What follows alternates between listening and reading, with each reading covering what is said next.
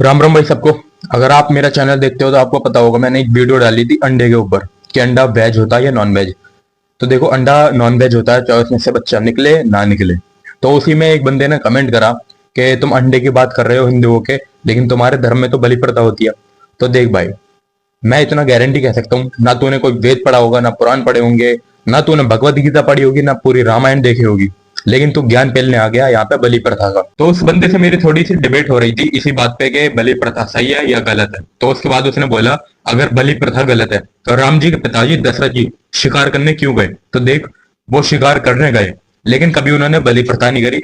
और वो शिकार करने जाते थे, उसकी सजा उन्हें मिली। उनके आखिरी समय में उनके साथ उनका बेटा नहीं था, उनके कर्मों की सजा उन्हें मिली। उसके बाद उसने बोला कि तूने अगर रामायण पढ़ी है तो तुझे ज्ञान होगा। अब मैं तेरे को कहता हूँ, अगर तूने कभी रामायण पढ़ी है, पूरी महाभारत पढ़ी है, या फिर तूने भगवत गीता पढ़ी है, तो तेरे को इतना तो दिमाग होता, इन तीनों में कहीं भी बलि प्रथा का जिक्र नहीं है। तो उससे मेरी थोड़ी डिबेट हो रही थी। उसके बाद उसने मेरे को वेद पुराण के नाम गिनाना स्टार्ट कर दिया कि इस वेद में, इस पुराण में, इस पेज नंबर पे बलि प्रथा लिखी है। तो देख ना, उसमें बलि प्रथा लिखी, जो उसमें लिखा है वो सही लिखा है, लेकिन तूने उसे गलत पढ़ा। मतलब तूने उसे गलत समझा, तेरी गलती नहीं जो तूने ऑनलाइन पढ़ा, कमेंट में लगा दिया। अब देख, जो मैं बात सुन बोल रहा हूँ वो ध्यान से सुनियो, और आप सब भी ध्यान से सुनना। पहले के टाइम में, जो राजा महाराजा के टाइम में, जो ब्राह्मण होते थे उन्हें इस सब का ज्ञान होता था, वेद पुराण का। और जो क्षत्रिय होते थे वो उन्हें जंग करने जाते थे। तो सब अलग अलग वो था कि मतलब जैसे शूद्र होंगे, ब्राह्मण होंगे, उन सबका अलग अलग काम था। ब्राह्मणों का काम था वेद पुराण का और ये सब ज्ञान देने का क्षत्रियों को।